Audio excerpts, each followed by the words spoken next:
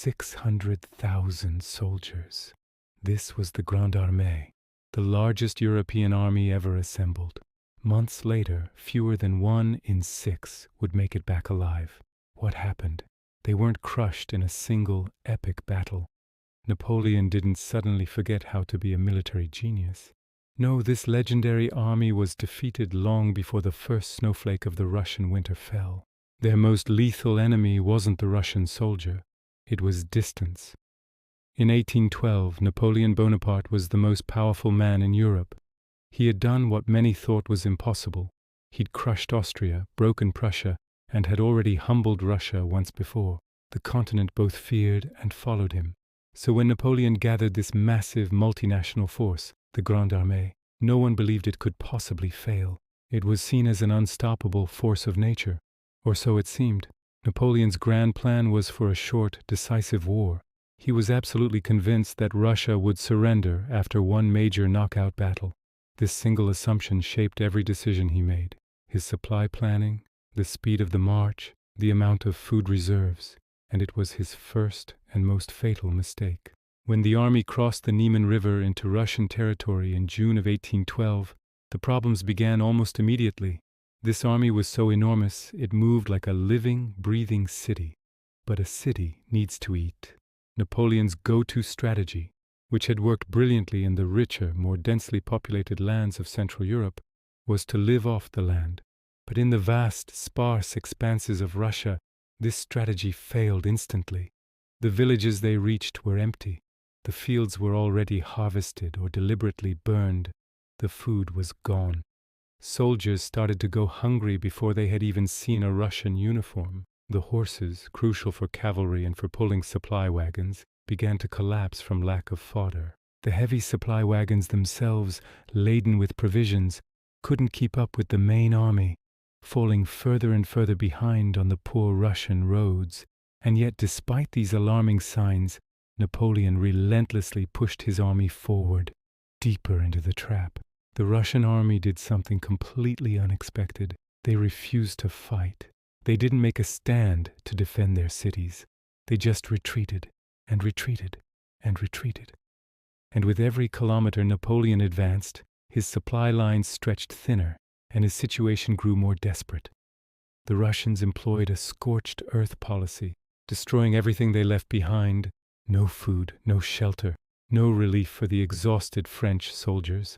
Napoleon was walking into a trap of his own making, and he didn't even realize it yet. Finally, in September, near a small village called Borodino, the Russians decided to stand and fight. The battle that followed was one of the single bloodiest days of the entire Napoleonic Wars. The cannon fire was relentless, a constant deafening roar. Entire regiments charged forward and simply vanished in the smoke and chaos. By the time the sun set, over 70,000 men on both sides were dead or wounded. Tactically, Napoleon had won. He held the field, but the Russian army, though battered, was not broken. It survived, and then it retreated again, deeper into Russia. This should have been the ultimate warning sign for Napoleon. He marched his army into Moscow a week later, fully expecting to receive a surrender delegation from the Tsar. Instead, he found an eerie, profound silence. The city was almost completely empty. And then it began to burn. Fires, likely set by Russian patriots, broke out all across the wooden city.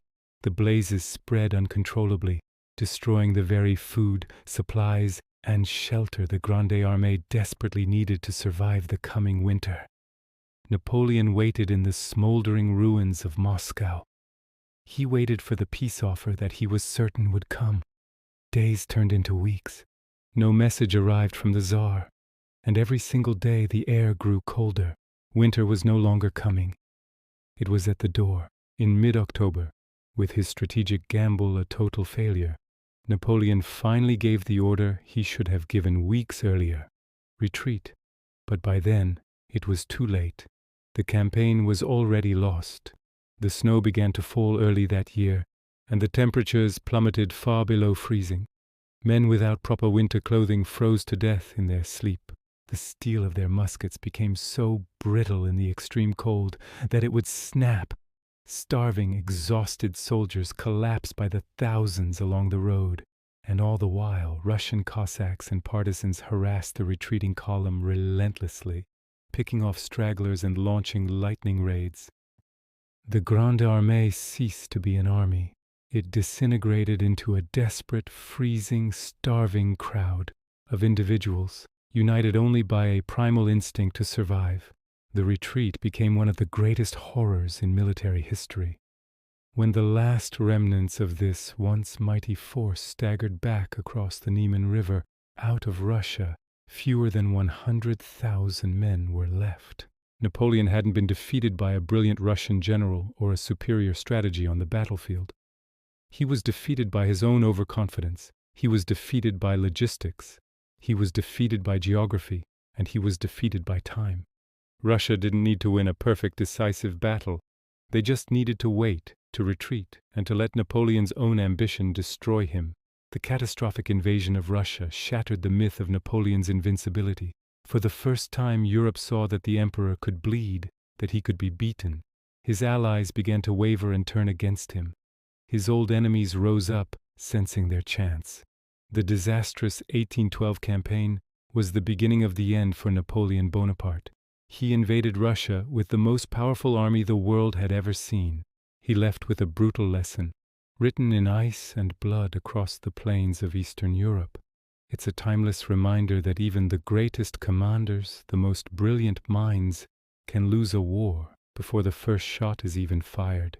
If you enjoy these deep dives into the critical moments where strategy, arrogance, and cold, hard reality collide, make sure to subscribe for more stories about the battles that changed the course of history. Thanks for watching, and I'll see you in the next one.